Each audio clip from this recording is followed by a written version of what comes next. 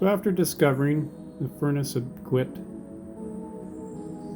and my wife wanted to make her happy.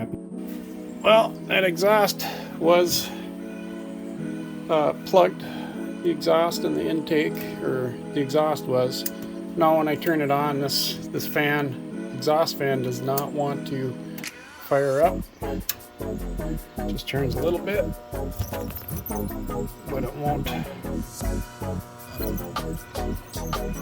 And you can hear the squeal. So the bearings are shot.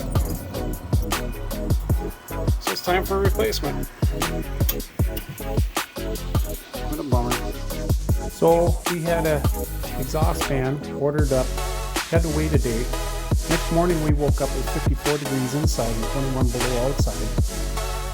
And the cost of about $700.